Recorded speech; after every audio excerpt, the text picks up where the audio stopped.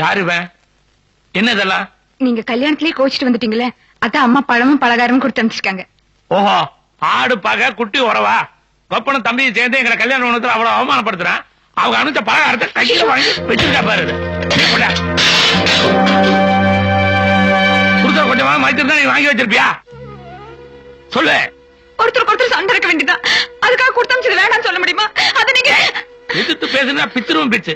இனிமேல் அந்த வீட்டுல இருந்து யாரும் வரவும் கூடாது, எந்த பொருளை கொடுத்தாலும் நீ வாங்கவும் கூடாது. அவங்க உறவு இல்லைன்னா என்ன கெட்டு போச்சு இப்போ?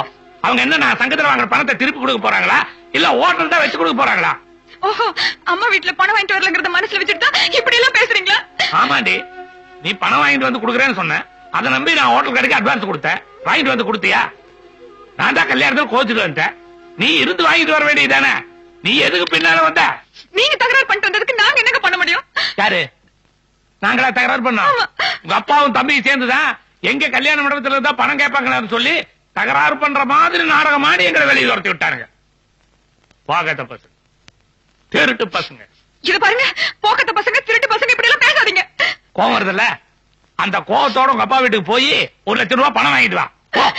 அதுக்கப்புறம் வந்து குடும்பம் நடத்து. அது வரைக்கும் பக்கமே வராது. போ. அடிக்கணும் அடிப்பேன் ஆசதியா.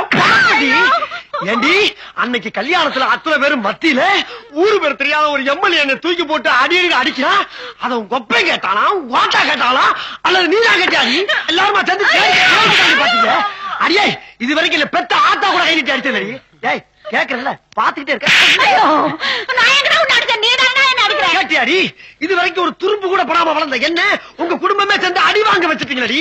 ஐயா நான் தெரு தெருவா மறந்தடிக்கிறேன் தாண்டி, ஆனா மானத்தை. அதனாலதான் உங்க அப்பா கொடுத்த பட்டி வட்டியான மூஞ்சில தூக்கி எறிஞ்சிட்டு வந்துட்டேன். ஆனா உங்க அப்பா ரோஷன் கட்டத மானம் கட்டவன்.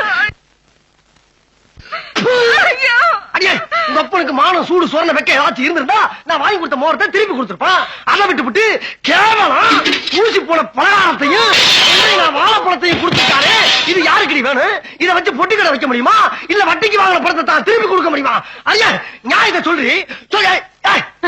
எதுக்கு வாங்கி வச்ச?